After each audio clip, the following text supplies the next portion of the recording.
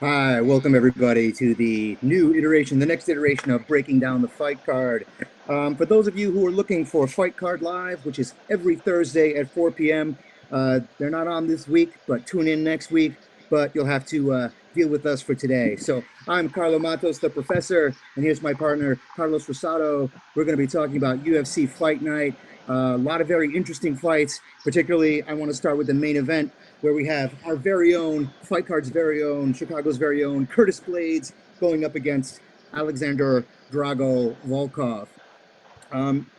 Carlos, before I get going on too many who they fought and etc., tell me what you think, how you think this fight's going to play out.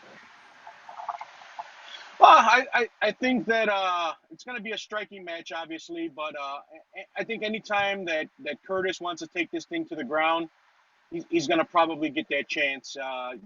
His wrestling pedigree is some of the best in the UFC right now, and I mean he hasn't really lost to anyone besides Ngannou, who he had obviously lost there. I think that's his only loss, but Volkov is a good striker.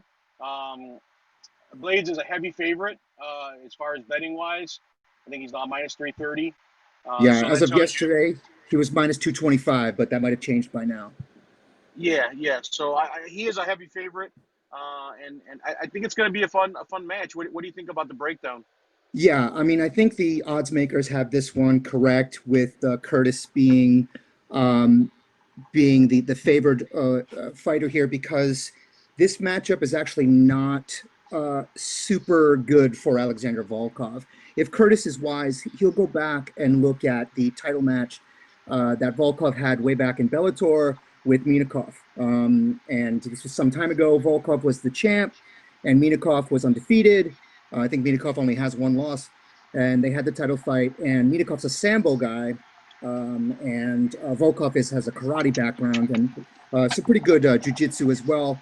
And Minakov just out wrestled him, put him on his back, and beat him up a lot. And I think that's the Curtis Blaydes way. Okay, Curtis is going to shoot, and he's going to take him down, and he's going to control him and wear him out. And then he may open up some striking. Okay, because um, Curtis has faced other excellent strikers, but they were very different kinds of strikers. For example, Overeem, for example, Mark Hunt, Junior Dos Santos, all people who he defeated. These guys are elite strikers, but they're like big power strikers, right? Like we know that Hunt and we know that Overeem come from Glory. They come from kickboxing. Well, I mean, Overeem was an MMA fighter, and then he transferred over to kickboxing, and then came back to MMA.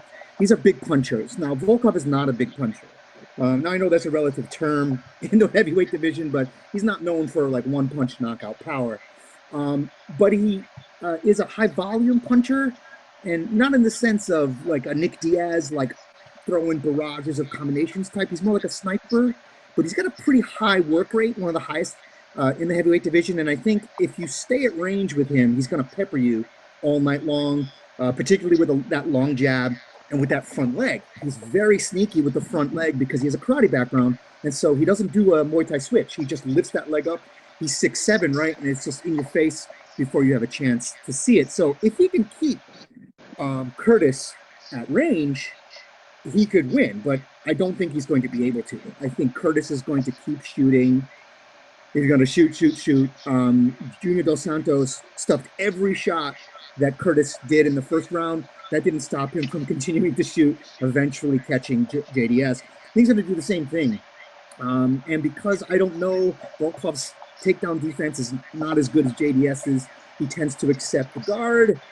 I think this is maybe a foregone conclusion that Blaydes gets him down, controls him early, wears him out, and then TKD, a technical knockout rather, maybe late round two, early round three. What do you think of that?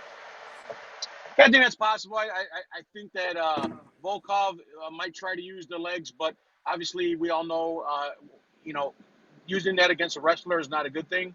That definitely opens up the takedown.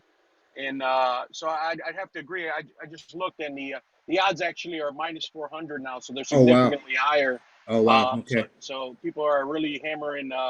Blaydes in this one, and I definitely have to agree. I think there's not really a lot that Volkov can do besides maybe one punch type or a combination type knockout, which he's not like as you said he's not really known for that one punch Yeah, knockout type of like and being that Blaydes just coming off of huge wins off of Junior Dos Santos, which is a UFC heavyweight champion over him, which as you know is he had all that Strike pride Force, and the Dream, yeah Glory. I Yeah, mean just the a lot of unbelievable titles. kickboxing and everything.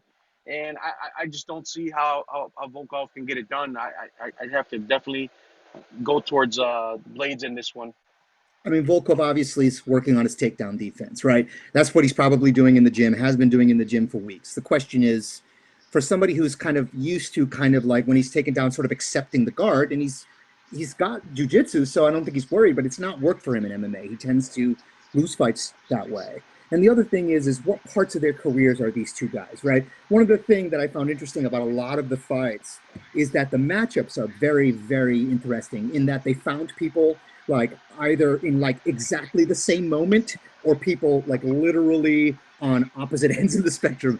And with this one, you have somebody like Blaydes who is still doing this, right? He's been knocking at the door for a long time.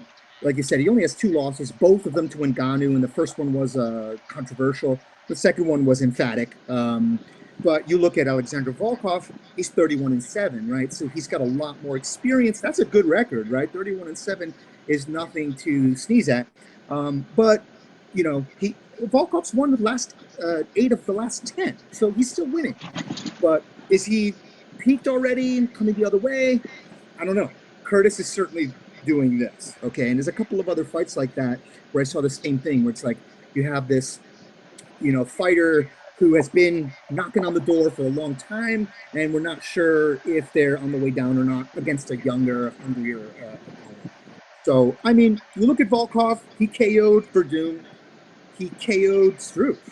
And Struve might be the only guy taller than him, right? So those are good wins. He has a decision over Nelson, right?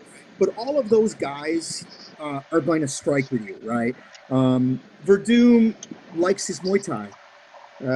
Struve is a striker. Um, Lewis, who Volkov lost to by KO after dominating the fight for literally 3 minutes and 44 seconds, I think it was, 4 minutes and 44 seconds of the third round, gets nailed with an overhand right from Derek Lewis and gets KO'd. But before that, he was owning Lewis. He made Lewis look slow. He made Lewis look like he had no chance. But none of these guys can wrestle like Curtis Blaydes can. And I think that's the difference. And Curtis hasn't gotten into that part of his career where he's fallen in love with his boxing and forgotten what's gotten him to where he's going. He's still using his wrestling. He loves to wear guys out. When he fought Overeem, he wore him down against the fence, wore him down on the ground, and then he opened up his striking. Got a slick right hand. His right hand's nice. He uses a very sharp, straight right hand, but he might want to use an overhand right against him. He's going to come in with that double, which is dangerous against a tall guy with big knees, right? Like Volkov, if he picks up that knee at the right time, he can catch Curtis coming in on a double. So maybe Curtis uses a fake overhand right to get the double, or he pushes him up against a fence and he uses that suplex he likes a lot, which he's used a number of times in order to get Volkov down in a safer way. Yeah, I can definitely agree with that. I mean, we do know that the knee does tend to come up with wrestlers a la Masvidal and Yeah, Askren. that was what I was thinking. So that's definitely a possibility. We've seen that quite a few times, and it's going to be a fun fight regardless. Yeah, These he these needs to. ESPN cards tend to be pretty fun.